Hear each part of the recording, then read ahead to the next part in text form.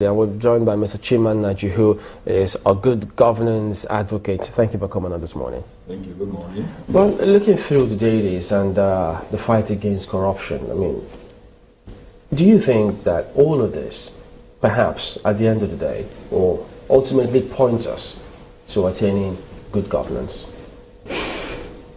That is my worry. And I'm very, very serious. I am very worried whether this can be sustainable beyond this government. Let me just put it that way. We've seen that in the past. I have always advocated for a systemic process, something that is institutionalized, that will take a life of its own, so that at the end of the day, when those who founded that process are gone, it would have entered the DNA, so to speak, of the social fabrics, and the system will be self-sustaining. Let me break my position this way.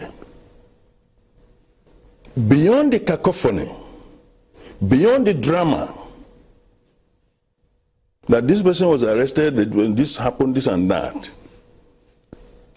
when the force, the driving force that is geared towards that way it is being fought now is no more, what will happen? And that's where the main problem, I'm just looking beyond the current shenanigans, the cacophony, the noise and all that. You think it will be business as usual? We might even have reversed more than 10% backwards. We saw it in 1983, 84, 85, so to speak. What I'm saying is that, and I have always had problem with the way we are going about it now. Everybody, reasonable person knows that to be corrupt, the word corruption is bad even in the mouth. Not to be caught, not to say to be caught in the web. So it needs to be attenuated. Right. Why do you think that it didn't continue beyond 1983? Because of all instruments of social control known in history, fear was the primordial instrument, which have been overtaken by persuasion. Because the society has evolved, and you have people who have been very well educated. You appeal to their reason. There are processes. In educational process, you have conscientization built in, so that people internalize certain values and models are seen in societies. And on your own, at my stage now, let me just talk about myself. Because I have always believed that you are equivalent to the bribe you have taken. If you have been given 20,000 naira bribe, that's your price. Okay? So how much can, at my stage now, since I have not become a multi-billionaire at my age now, so what amount of money can you bribe me with? What do I need it for? But that's the same thing that... So because of my own level of education and my self-concept, which I developed through internalization of certain values, both family, my Christian values, you understand, and my standing in society. But that's the impression. There's no way any human being born of a woman under the sun can bribe me with any amount of money to go against the principles that I have established for myself in life, because I may die tomorrow. That's the impression. Taking the bribe today would have wiped off everything. People had that same impression about judges.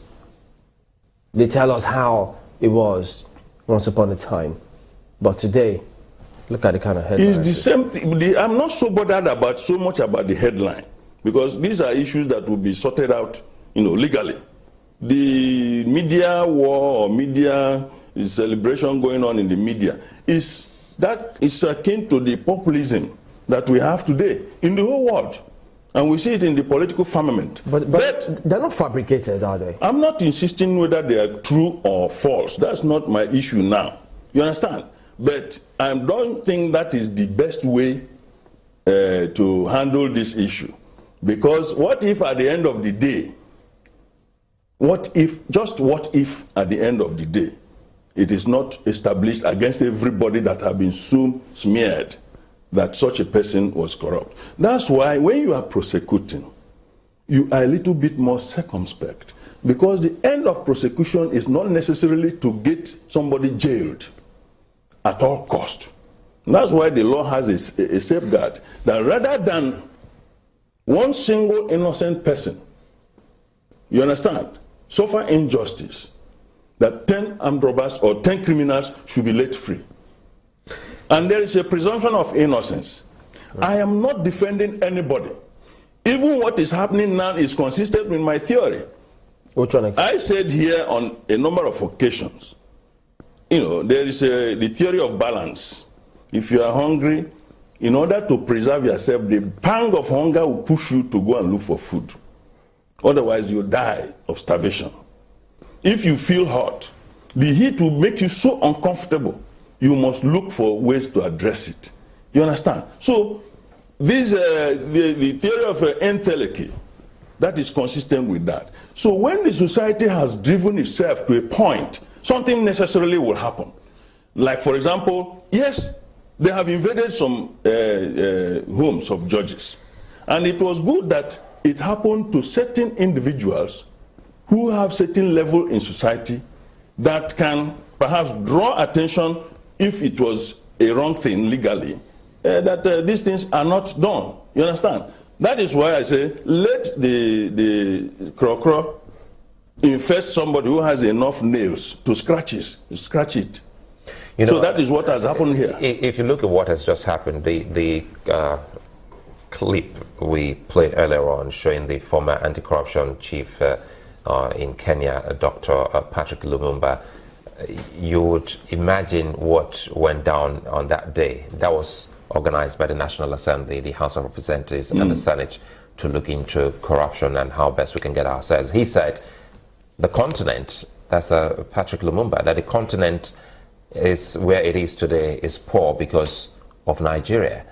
And he thinks that everything rests with the country, Nigeria, that if we have been able to take ourselves out of our corrupt ways and practice where the small thieves are jailed and the big ones, in his words, are elected, by now it would have permeated every other African country into better and good governance. Do you agree with him? Absolutely. If it happens to the best, it necessarily will happen to the rest. Are you with me? The first goat, if it misses way, there is a natural prospect that those behind will necessarily miss their way. In a family where you have the first child derailed, it will take an extra effort from the parents to redirect the younger ones that is not the way to go. When Nigeria was in its halcyon days, it fought for the emancipation of the remnants of some parts of the African continent. We know that we fought for Namibia, South Africa, even Zimbabwe, all the Lancaster Accord and all that, we were there. Now, even in Liberia, and without Nigeria, none of these things could have happened, no matter the powers from outside the continent. They needed an anchor, and Nigeria provided that. What have we gotten from that? That is the issue of leadership. So if we make ourselves giant of Africa with a foot of clay, the younger ones who are tired of hanging behind us might decide to do jumping. Okay.